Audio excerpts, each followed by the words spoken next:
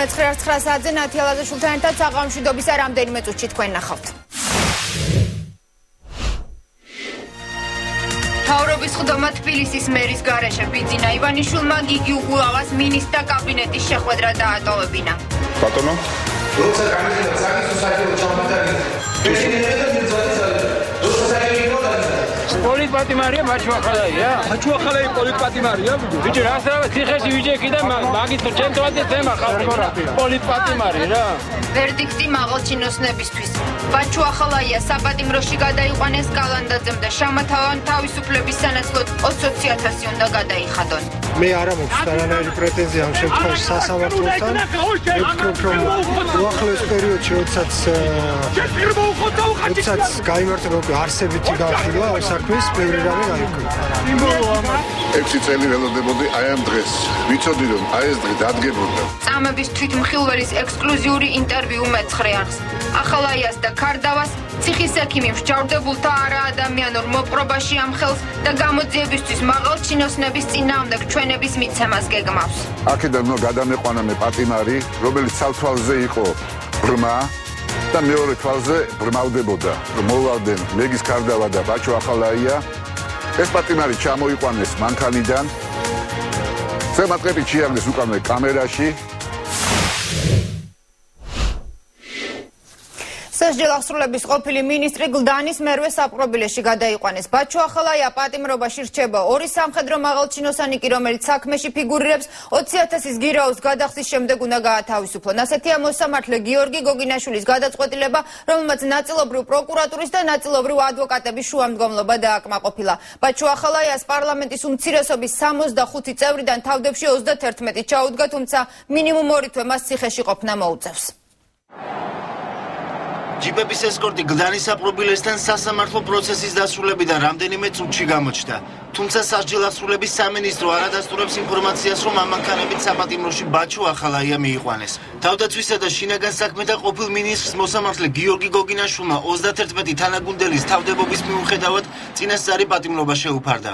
დაცვის მხარე ყველა ღონეს იხმარს იმისათვის, რომ ამ ორი თვის განმავლობაში დადასტურებული იქნას ის, რომ ბაჩუახალაიას არ მიუძღვის ბრალი. თვით წარმომდგენლები ამ ბრალდების კერძოდ ერთ-ერთი წარმომდგენი, ერთ-ერთი ადამიანი, ერთ-ერთი მოწმე, რომელიც ბრალს უყურებს ბაჩუახალაიას, თვითონ არის მხილებული ყაჩაღობაში. ბაჩუახალაიასთან ერთად საპატიმროში გადაიყვანეს გენერალური შტაბის ყოფილი ხელმძღვანელი გიორგი კალანდაძე და მეოთხე ქვეითი ბრიგადის ყოფილი მეთაური ზურაბ შამათავაც. თუმცა 20,000 ლარის გადახდის სანაცვლოდ მათ წინასწარ პატიმრობაში ყოფნა არ მოუწევთ. ოდესაც გადახდილი იქნება ჩვენს მიერ გირავო, ის დაუყოვნებლივ გათავისუფლდება. ასევე გიორგი შამათავასაც შეუფარდა გირავო. პროცესზე ჟურნალისტებს არც ვიდეო და არც აუდიო აპარატურა შეატანინეს. ადგილის არარსებობის გამო კი დასწრების მსურველთა დიდი ნაწილი გარეთ დარჩა. მათ შორის იყვნენ სპეციალურად ამ პროცესისთვის ზუგდიდიდან ჩამოსული საჯარო მოხელეები. ზუგდიდის საკრებულოს კაბინეტები დღეს ცარიელი იყო.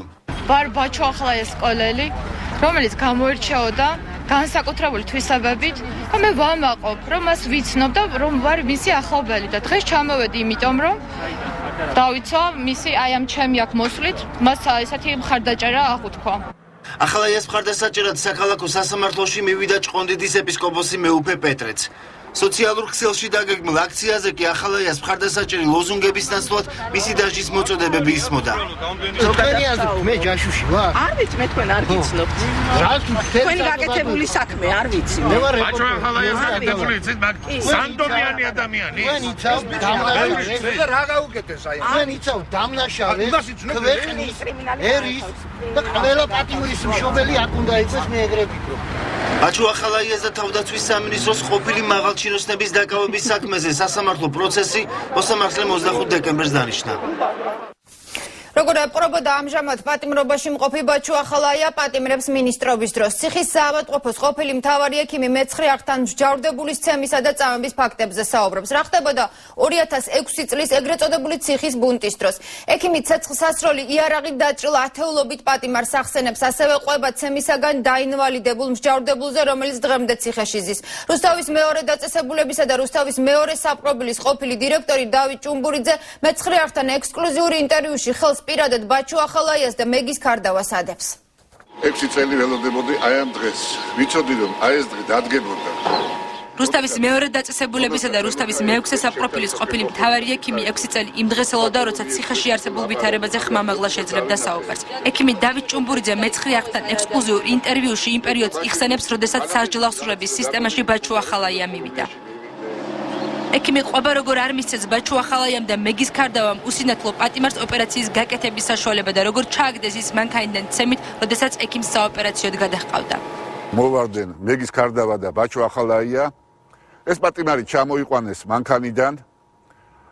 ცემატყეპი ჩიაგდეს უკანვე კამერაში. დაიწყეს საბუთების თვალიერება.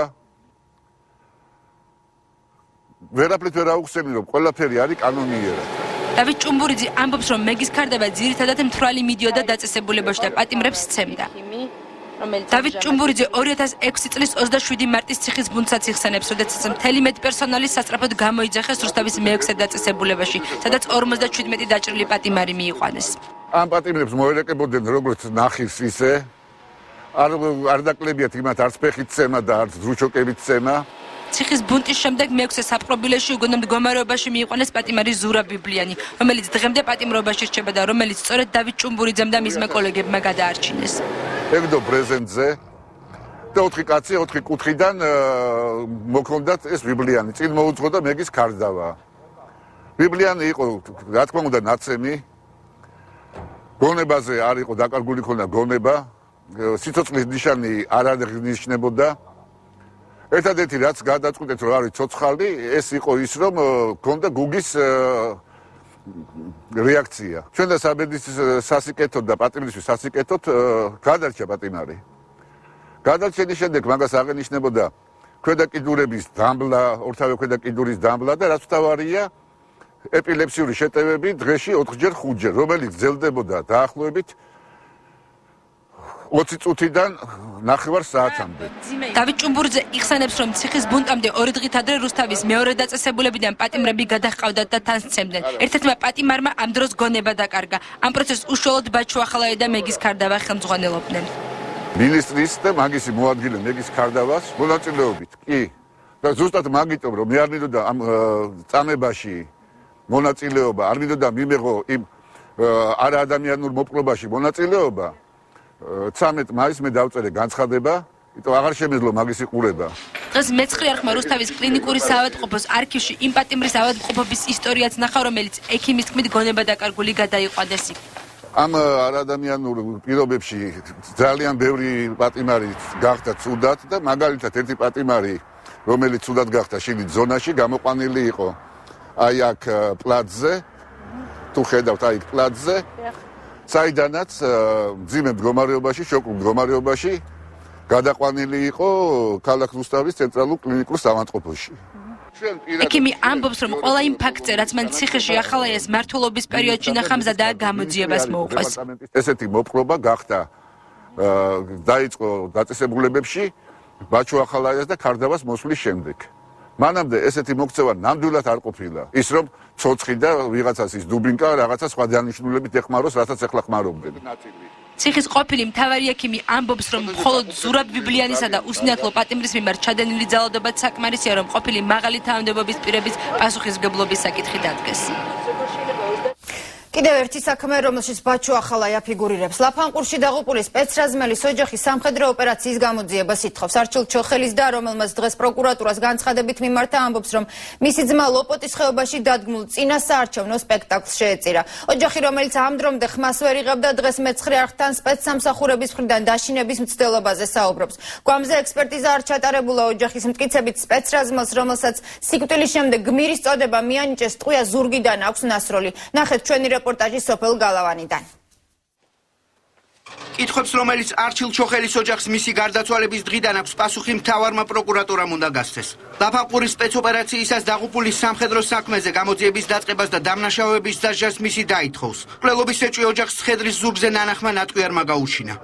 ერთი ტყვით არის, რომ ფილტვში შემავალი გულის მხარეს, ნუ ფილტვიდან ქონდა, უკნიდან მხარედან ქონდა და პოზიცია თუ წინ ქონდა, რატო უნდა ქონოდა გვერდიდან ან უკნიდან. ეს არის სნაიპერის ტყვით, ფიქრობ მოკლული. დერგვინდა რომ სიმართლე გავგეგო და საჩივარი შევიტანეს პროკურატურაში.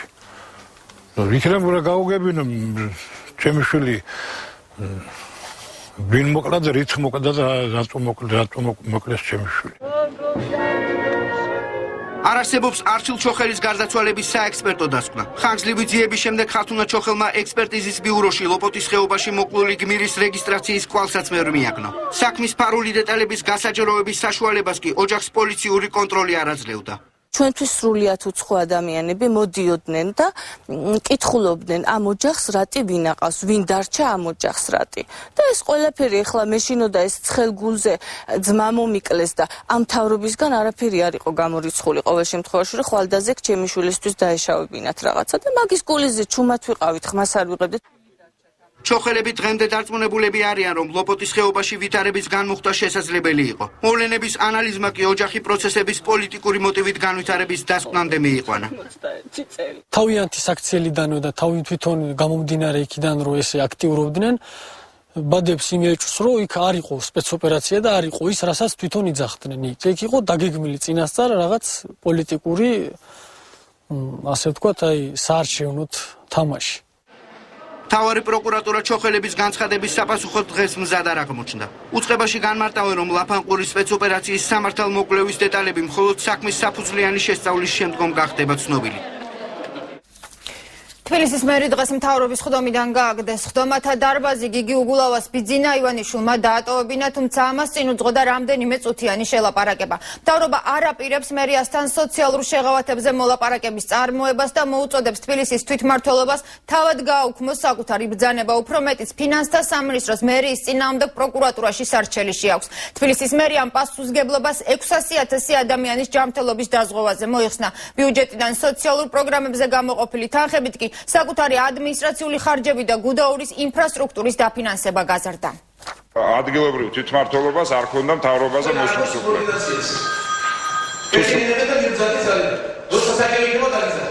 ასე დაატოვებინა პრემიერმა ივანიშვილმა მთავრობის კანცელარიაში დაუპატიჟებლად მისულ თბილისის მერს ხდომათა დარბაზი.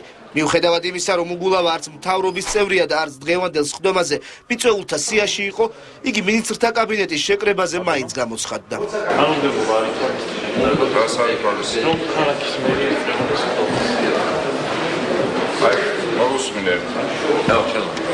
კანონმდებლობა არ ითვალისწინებს, რომ ქალაქის მერი ესწრებოდეს მთავრობის ხდომას. თუ არ არის მოწვეულს პრემიერის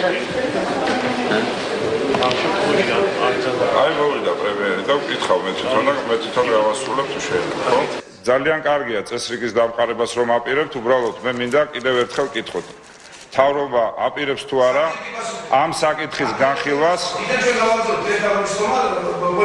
არა, პოლემიკას რამდენად არ აპირებს. რო არ აპირებს. მაშინ თუ შეიძლება პატივი დაგდო და გითხრათ როდის აპირებს. როდესაც დავაპირებ, მაშინ დაგიზარდეთ. დიდი მადლობა. პრემიერ-მინისტრთან რამდენიმე წუთიანი კამათის შემდეგ გიგი უგულავას მთავრობის ხდომის დატოვება მაინც მოუხდა. თბილისის მერმა განმარტებები გარეთ მედიის წარმომადგენლებთან გააკეთა. სამწუხარ საკითხთან დაკავშირებით სამწუხაროდ სიახლე არ მაქვს იმ მიზეზის გამო, რომ პრემიერ-მინისტრმა არც იცურვა ამ საკითხის განხილვა. ის რაც დღეს ვიხილე უკვე ყველანაირ ზღვარს ვსდება, ასეთი რამ ამ შენობაში შევარდნაძის დროსაც არ ხდებოდა, რომ მანამდე კლერკები მომიგზავნეს და თურმე მთავრობის ხდომაზე დასწრების უფლება არ მაქვს. თბილისის მერის სურვილი მთავრობას დღის წესრიგში არ გაუთვალისწინებია. როგორც მთავრობის კანცელარიაში ამბობენ, უგულავას დღევანდელ ხდომაზე დასწრების არანაირი იურიდიული უფლება არ ქონდა. მიუხედავად ამისა, ქალაქის მერმა გადაწყვიტა იმ მიმოწერის შემდეგ, რომელიც გააჩნია მთავრობასთან, დარჩენილიყო დარბაზში და მოიხდინა გარკვეული არეულობა, რაფორმითაც მან თავისი პოზიციის დაფიქსირება და იმ ძველი ტრადიციის გახსენება მოისურვა, რომ თურმე იგი 15 წელი ამას აკეთებდა და ესწრებოდა და მან მიიღო შესაბამისი მითითება პრემიერისგან, რომ ტრადიციები აღარ იქნება უკანონობა და მთავრობა იმუშავებს იმ წესით, რომელიც კანონით არის დადგენილი. არ იყო მოწვეული გიგი უგულავა ამ ხდომაზე, შესაბამისად ახლა ესეთი ბავშვური ხულიგნობები, რაც წინა ხელისუფლებაში იყო ძალიან მიღებული, მე მგონი სრულიად უადგილოა. ფული, რომელიც გამოყოფილი იყო ხალხისთვის, ხალხის სოციალური შემწეობებისთვის და დახარჯეს სხვა რამეზე, არის უკანონო დახარჯული. გუდაურში ინფრასტრუქტურის განვითარებისათვის 6,9 მილიონი ლარი. იმ საკითხთან დაკავშირებით, რომლის განხილვასაც დღეს მთავრობას უგულავას თხოვდა, განმარტებები ფინანსთა მინისტრმა გააკეთა. მან მედიას დღეს 12 ოქტომბრის მიმართვა წარმოუდგინა, რომელსაც ხელს თბილისის მერის მოადგილე ალავიძე აწერს და რომლითაც საკრებულოს თავად თხოვს სოციალური პროგრამების გაუქმებას. ამ დოკუმენტის მიხედვით უგულავას უწყება ჯანმრთელობის დაზღვევისთვის გამოყოფილი თანხის დახარჯვას, დაცვის დამოუკიდებელი სამსახურის შექმნისა და გუდაურში ინფრასტრუქტურის განვითარებისთვის გეგმავდა. აი ამ დოკუმენტს მე გადაუგზავნი თავად პროკურორს, კი მაბრალებენ რაღაცას, მაგრამ მართლაც თავად პროკურორს უნდა გადაუგზავნო ეს დოკუმენტი, რატომ რის საფუძველზე მიიღო 12 ოქტომბერს გადაწყვეტილება ქალაქის მერიამ, რომ ხარჯები ჩამოეჭრა სოციალური პროგრამებისათვის და დაეფინანსებინა მშენებლობები თუნდაც. მე მესმის რომ მშენებლობები საჭიროა, მაგრამ არ ამგონია რომ ის უფრო საჭირო იყოს, ვიდრე ზამთრისპირზე სოციალური დახმარებების მოხსნა ქალაქის მოსახლეობისათვის. თბილისის მერიის ბიუჯეტს მთავრობა სავარაუდოდ მომავალ სხდომაზე დაუბრუნდება. არნახზე არ არის, მე მინდა გითხრათ ნატოს სამხედრო კომიტეტის დელეგაციამ საქართველოში ვიზიტი გადადო. ყოფილი ხელისუფლება ამის მიზეზად სამხედრო მაღალჩინოსნების დაკავებას ასახელებს. ახალი ხელისუფლება კი ამბობს, რომ ნატოს დელეგაციის ვიზიტის გადადება გაერთიანებული შტაბის ხელმძღვანელის საკითხის გაურკვევლობამ გამოიწვია და არა სამხედროების დაკავებამ. ყოფილი ევროინტეგრაციის მინისტრი ბარამიძე ქვეყნის ნატოში ინტეგრაციის გზაზე უკან გადადგმულ ნაბიჯზე და მაპისათვის შექმნილ პრობლემებზე საუბრობს, თუმცა არც ნატოს პრაღის საპარლამენტო ასამბლეაზე და არც დეკემბრისათვის დაგეგმილ მინისტერიალზე საქართველოსთვის არც მაპის მინიჭების და არც ნატოს წევრობის საკითხი არ განიხილება. დაკავებებმა ქვეყნის თავდაცვის უნარიანობასა და ნატოში გაწევრიანების პროცესს ზიანი უკვე მოუტანა. ამ განცხადებით გამოეხმაურა ნატოს სამხედრო კომიტეტის ვიზიტის გადადებას ყოფილი სახელმწიფო მინისტრი. ამ პროცესის შეფერხება ნამდვილად ძალიან საზიანოა ჩვენი ქვეყნის ეროვნული ინტერესებისათვის. წინამორბედის განცხადებებს ევროინტეგრაციის ახალი მინისტრი პასუხობს. ალექსი პეტრიაშვილის განმარტებით, ნატოს სამხედრო კომიტეტის დელეგაციას გაერთიანებული შტაბის ხელმძღვანელობა მასპინძლობს. ამ უწყების ხელმძღვანელის ვინაობა კი ჯერ გარკვეული არ არის. ამ დრომდე ბუნებრივია არის გარკვეული პოზიციები, მე იმეც გამოვთქვავ, რომ შედგება ეს შეთანხმება, მიღწეული იქნება კომპრომისული გადაწყვეტილება და ამის შემდგომ ვინაიდან გენერალური შტაბი არის მთავარი მიმღები მხარე სამხედრო კომიტეტის მოკლე დროში გადაწყდება ამ ვიზიტის ჩატარება. დელეგაციის ვიზიტის გადადების ირგვლივ ატეხილ ხმაურს უსაფუძვლოდ მიიჩნევენ თავდაცვის საკითხებზე მომუშავე არასამთავრობო ორგანიზაციები. ხელოვნურად ხდება იმ ეჭვების შექმნა, რომ ეს არის დაბრკოლება საქართველოს ნატოში ინტეგრაციის გზაზე, რამდენადაც ჩვენ ვიცით, რომ ამ თუთა დღის წესრიგში ესე თალცახად არ არის დასმული საკითხი, რომ საქართველოს დღე-დღეზე მაპი უნდა მიიღოს. შესაბამისად, ეს არის ერთადერთი პატარა დაბრკოლება, რომელიც აუცილებლად დაიძლევა. საქართველოს დელეგაცია ამჟამად პრაღაში ნატოს საპარლამენტო ასამბლეაზე იმყოფება. რადიო თავისუფლების სამხედრო ანალიტიკოსი კობალი კლიკაძე ამბობს, რომ არც ამ შეხვედრებზე და არც დეკემბრისთვის დაგეგმილ მინისტერიალზე საქართველოს ნატოში ინტეგრაციის საკითხი არ განიხილება. ნატოს საპარლამენტო ასამბლეის ამ სხდომაზე ნატის მიცემა არ მიცემა ასეთი საკითხი პირდაპირ დღის წესრიგში არ დგას, ამიტომ რატო დავკავშირდა ეს საკითხები ერთმანეთს მე ვერ გეტყვი სინამდვილეში. დღესვე ცნობილი ხდება, რომ 14 ნოემბერს ბრიუსელში პრემიერ-მინისტრ ბიზინა ივანიშვილსა და ნატოს გენერალურ მდივან რასმუსენს შორის ოფიციალური შეხვედრა გაიმართება. რამდენიმე წუთის წინ კი პრეზიდენტის ადმინისტრაციამ გავრცელა ინფორმაცია ბრიუსელში საქართველოს პრეზიდენტის ვიზიტის შესახებ. სააკაშვილი ბრიუსელს 13-14 ნოემბერს ეწევა. ბრიუსელში ქვეყნის პირველი პირი ევროპის საბჭოს პრეზიდენტთან და ევროპარლამენტის პრეზიდენტთან გამართავს შეხვედრებს. მანამდე საქართველოს პრეზიდენტი პრაღაში ნატოს საპარლამენტო ასამბლეის 58 სესიის მუშაობაში მიიღებს მონაწილეობას სხდომაზე, რომელიც 12 ნოემბერს გაიმართება. დაგეგმილია მისი სიტყვით გამოსვლაც. პრაღაში 12 ნოემბერს იგეგმება სააკაშვილის და რასმუსენის პირისპირ შეხვედრაც. ამასობაში კი საქართველოში ავღანეთიდან 246 სამხედრო დაბრუნდა. ISAF-ის მისია ამჯერად საქართველოს შეერაღებული ძალების მეორე ქვეითი ბრიგადის 23 ბატალიონმა დაასრულა. ქართველი ჯარისკაცები 7 თვის განმავლობაში ავღანეთის ერთ-ერთ ყველაზე რთულ და საშიშ პროვინციაში მსახურობდნენ. ამის მიუხედავად 23 ბატალიონი სამშობლოში დანაკარგის გარეშე დაბრუნდა. პირველად ბოლო წლების განმავლობაში ავღანეთიდან დაბრუნებულ ჯარისკაცებს აეროპორტში მედია დახვდა.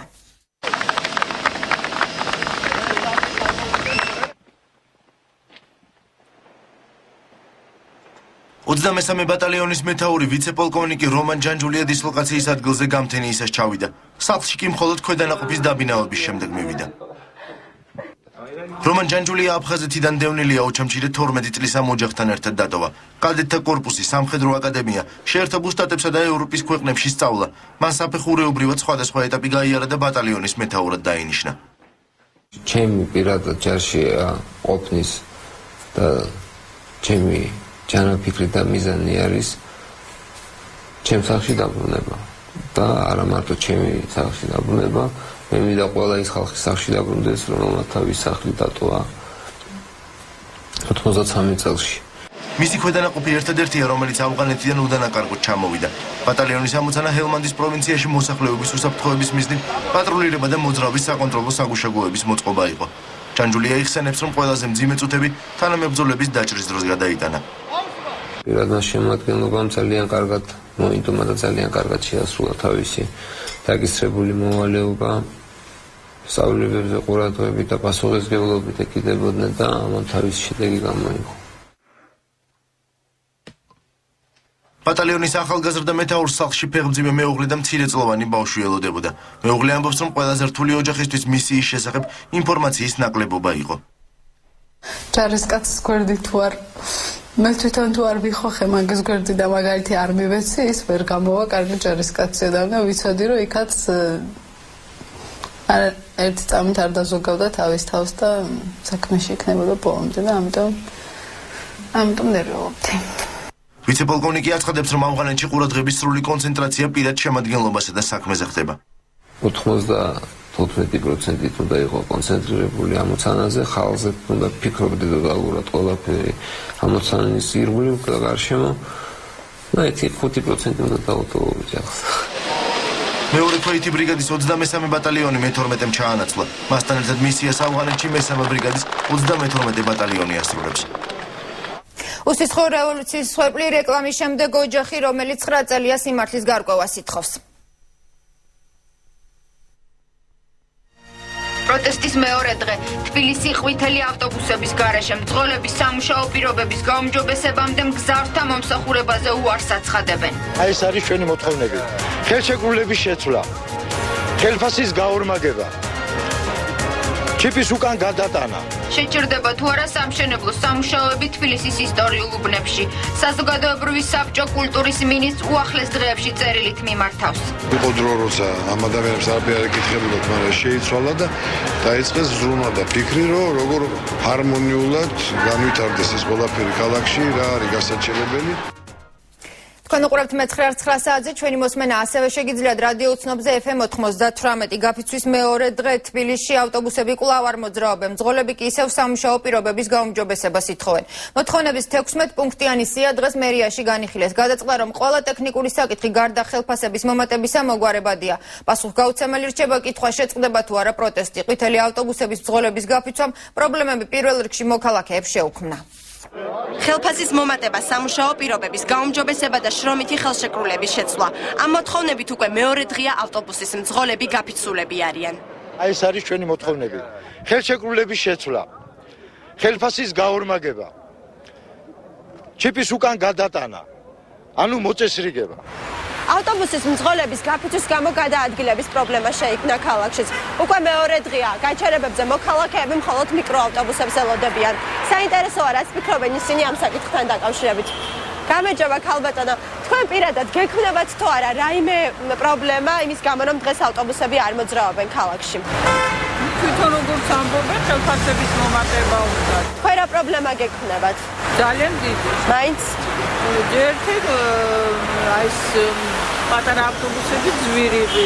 დროულად ვერ მივდივარ თავის ადგილზე. გვიანდება სახლში მისვლა.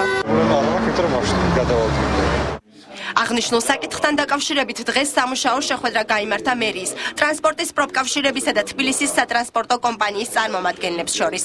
16 პუნქტიანი მოთხოვნებიდან ხელფასის მომატების გარდა ყველა ტექნიკური საკითხის მოგვარება შესაძლებელია. თბილისის ბიუჯეტის ციფრის დადგენის შემდეგ მძღოლებთან მოხდება ეტაპობრივად ყოველკვირეული განხილვა.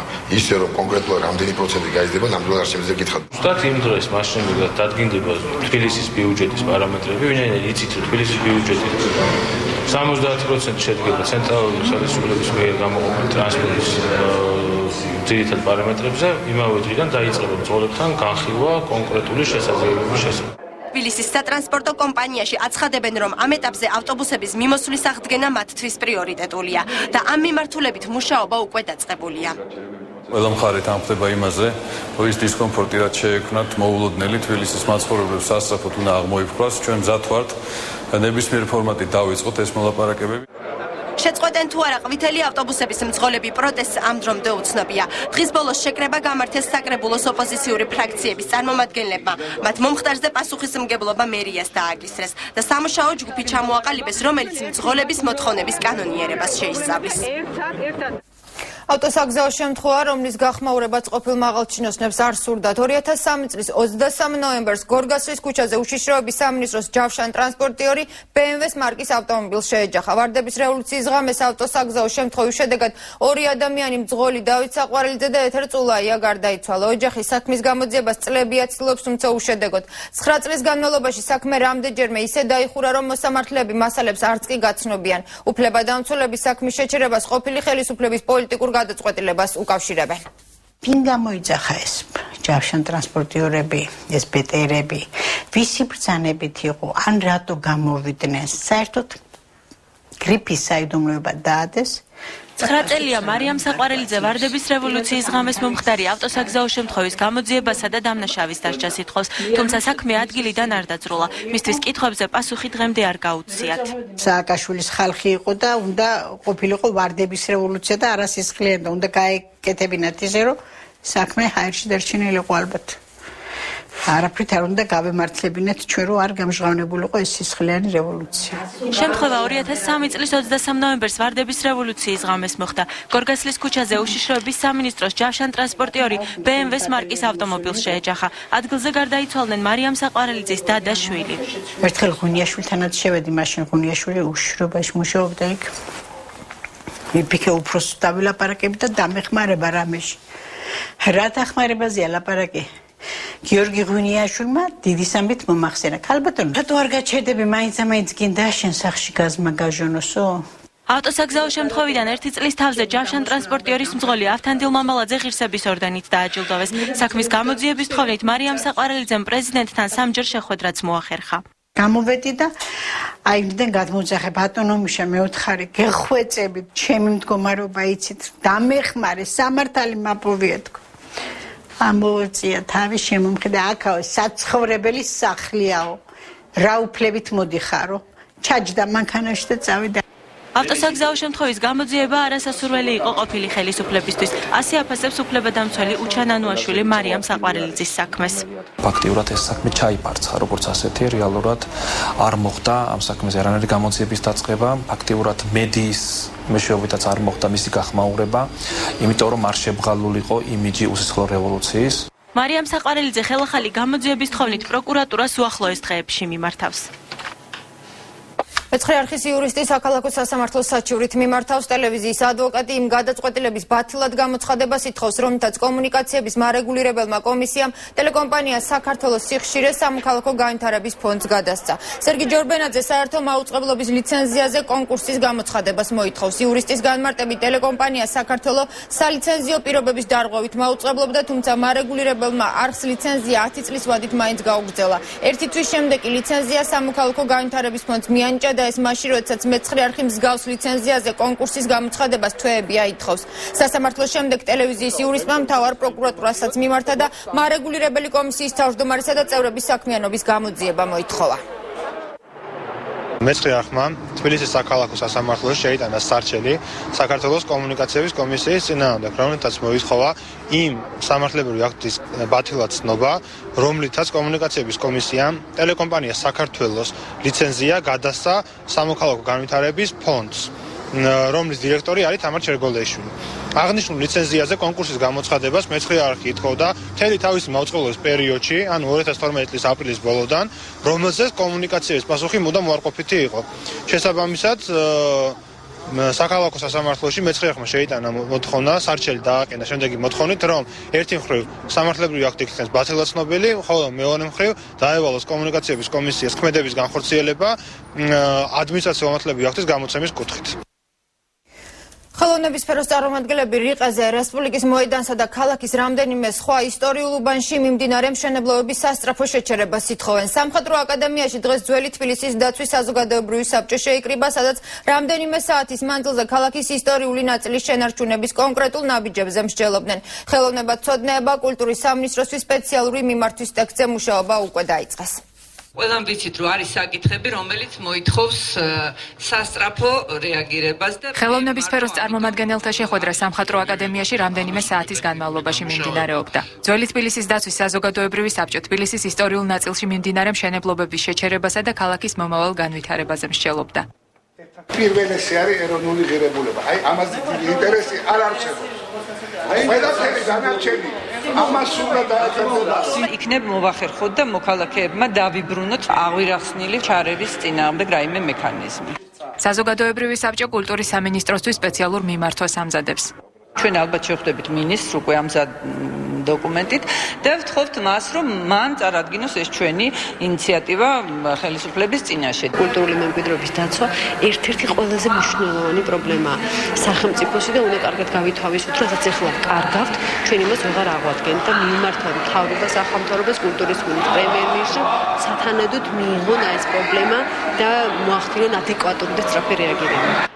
ხელოვნების სფეროს წარმომადგენლები დედაქალაქის ისტორიულ ნაწილში 5 ობიექტის იმელის უკან რიყეზე, რესპუბლიკის მოედანზე, შავთელის ქუჩასა და გუდიაშვილის მოედანზე მიმდინარე სამშენებლო სარეაბილიტაციო სამუშაოების სასწრაფოდ შეჩერებას ითხოვენ. იყო დრო, როცა ამ ადამიანებს არაფერი არ ეკითხებოდათ, მაგრამ შეიცვალა და დაიწყეს ზრუნვა და ფიქრი, რომ როგორ ჰარმონიულად განვითარდეს ეს ყველაფერი ქალაქში, რა არის გასაჩერებელი, ამაზე ვზივართ ვჭობთ. უკვე მიმდინარე პროექტების შეჩერების პარალელურად პროფესიონალები კანონმდებლობაში ცვლილებებსაც ითხოვენ, რომლის საფუძველზეც ქალაქის ისტორიულ ნაწილში მშენებლობის ან გრევის პროცესი შეიზღუდება. რა თქმა უნდა, ყველა ჩვენი ბრალი რომ ამ ხრივ არ ვიაქტიურეთ, მაგრამ ესეთი დრო იყო, პერიოდი იყო, შენობებზე კი არა, ადამიანის უფლებებზე გვიწევდა აქტიურობა. ხელოვნების სფეროს წარმომადგენლებმა კულტურის სამინისტროსთვის მიმართვის მოსამზადებლად სამუშაო ჯგუფი შექმნეს. საზოგადოებრივი საბჭოს წერილი საჯარო სავარაუდოდ მომავალი კვირის ბოლოს გახდება. Bravo Records-ის პირველი ვარსკვლავური პროექტი ალბომში ეს ქალაქია დავით არჩვაძის დაწერილი 15 სიმღერაა შესული. დღეს კლუბ ვენდოში ავტოგრაფების დარიგების ცერემონია გაიმართა. ეს ქალაქია ქართული ხმების ერთ-ერთი სოლისტის პირველი საავტორო ალბომია, რომელშიც 9 ახალი და 6 ყველასათვის კარგად ნაცნობი ჰიტია შესული. გაზაფხულს რომ ნატრობდი მე უცებ გაძვინდა სიყვარულზე გიმღერებ, ეს ქალაქია, მიყვარხარ თეთრი სანთელი. ეს იმ სიმღერების არასრული ჩამონათვალია, რომლებმაც დათო არჩვაძის ახალ ალბომში მოიყარა თავი. რა თქმა უნდა, უდიდესი პასუხისმგებლობით ვეკიდებოდი თითოეულ ფრაზას, მუსიკალურ ნაწილს, ყველაფერს აბსოლუტურად და მე მიხარია, რომ ისეთ პროფესიონალის მივანდე ეს ყველაფერი, როგორც არის ბრავო სტუდია. ავტოგრაფების დარიგების ცერემონიაზე დათო არჩვაძის მეგობრებმა და თაყვანისმცემლებმა მოიყარეს თავი. შემოქმედი ადამიანისთვის პირად თავისი დისკის გამოშვება ძალიან ბევრს ნიშნავს, ძალიან დიდი მიღწევაა.